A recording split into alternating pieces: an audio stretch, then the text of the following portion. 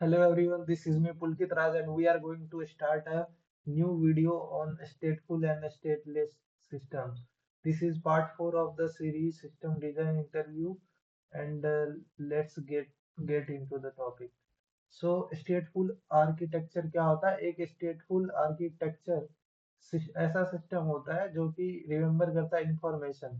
Information किस चीज का? User session between the request. User session ऐसे क्रिएट होता है जब भी हम लॉग इन या साइन अप या साइन इन जब भी करते हैं तो वो एक सेशन क्रिएट करता है और उसके बीच में हम जो जो डाटा एक्सेस करते हैं उसे रिकॉर्ड करता रहता है ताकि हम फिर से आए तो वो डाटा, मान के चलो हम एक मूवी देख रहे हैं, अगर बीच में ही हमने वो छोड़ के चला गया, हम छोड़ के चले गए 10-20 मिनट देख लिया, फिर सोचा कि अब बाद में देखेंगे, अगर वो डाटा सेव नहीं होगा तो हम वापस से आके फिर से चलाना होगा, हमारा सारा डाटा लॉस्ट हो जाएगा। इसलिए वहां पे डाटा स्टोर किया जाता है। तो अब देखो, सर्वर स्टोर करता है सेशन डाटा को और नेक्स्ट रिक्वेस्ट जो होता है वो प्रीवियस रिक्वेस्ट पे डिपेंड करता है, जैसा कि हमने बताया था।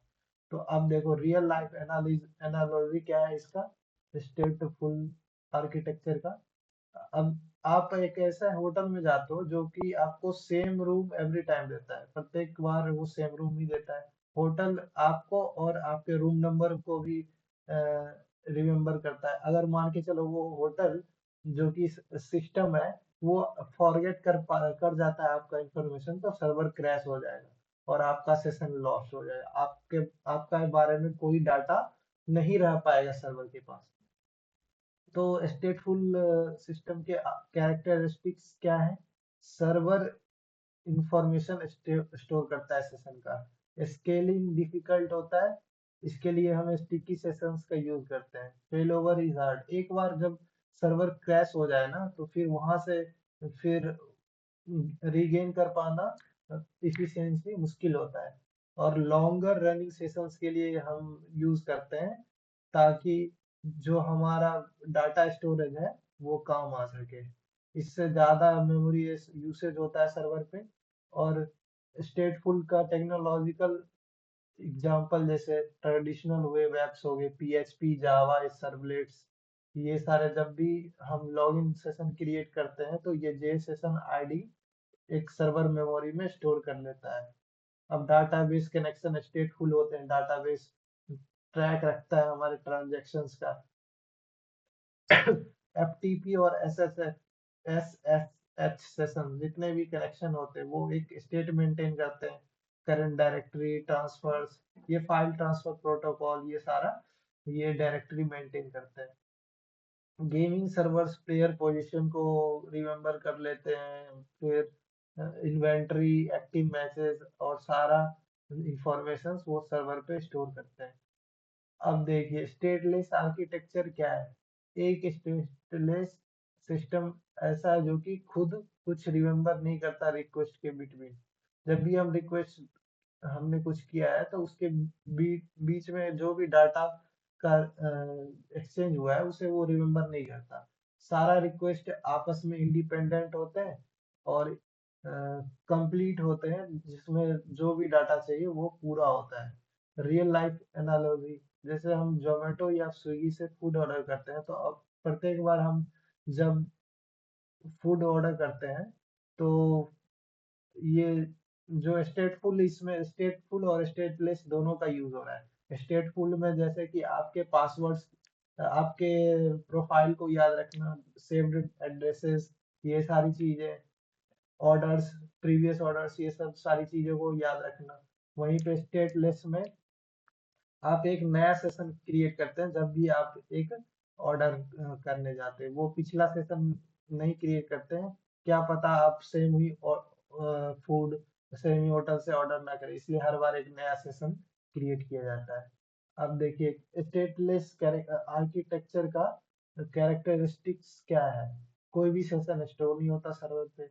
इजी टू स्केल होता है क्योंकि हम कुछ स्टोर नहीं करें सर्वर पे, और जितना भी रिक्वेस्ट आ रहा है उसे हम एक शेयर्ड मेमोरी में स्टोर कर रहे हैं, तो इजिली स्टेटलेस आर्किटेक्चर में स्केल कर पाते हैं।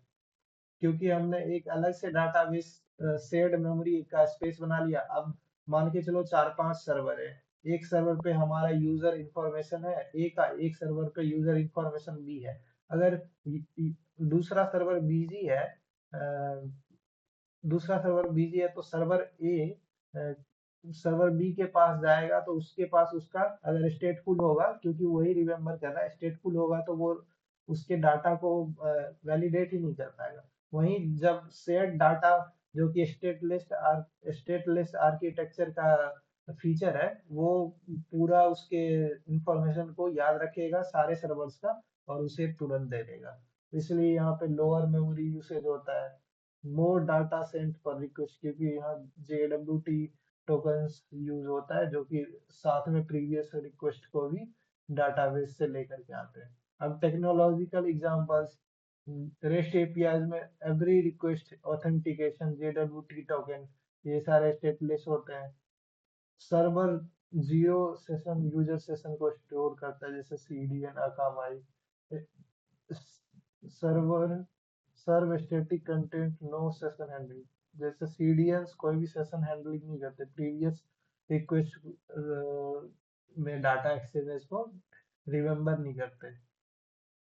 सर्वरलेस फंक्शन जैसे AWS लैम्डा, ये रन करता है, एग्जीक्यूट करता है और डाई, यानी वन टाइम यूजेस है, कहीं भी स्टोर नहीं करता और कोई भी मेमोरी आगे फॉरवर्ड नहीं करता। ठीक है, अब देखिए case study, from moving stateful to stateless at Netflix.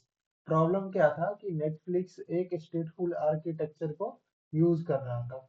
Servers servers क्या स्टोर कर रहे थे, यूजर वॉच स्टेट को स्टोर कर रहे थे।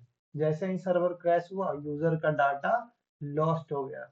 तो अब इससे क्या हुआ, स्केलिंग में प्रॉब्लम हुई, पीक डिमांड, जैसे नए नए रिलीजेस हुए, अब यूजर का जो भी प्रीवियस डाटा है, जितना उन्होंने पहले देख रखा है, वो सारा वो तो मिट गया है, चला गया, तो वो इम्पॉसिबल हो गया है, बहुत उसमें दिक्कत आने लगी।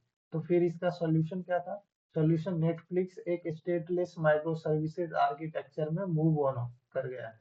इससे क्या हो, प्लेबैक प्रोग्रेस को स्टोर कर पाए, डिस्ट्रीब्यूटेड स्टोरेज, जिसका नाम उन्होंने कैसेंड्रा दिया है, और कोई भी सर्वर इस सर्वर रिक्वेस्ट कर सकता है, सर्व कर सकता है रिक्वेस्ट को, और यूजर स्टेट JWT या फिर डाटाबेस से फेच कर लिया जाता है। अब इसका आउटकम क्या हुआ स्टेटलेस का, zero down time at streaming. Down time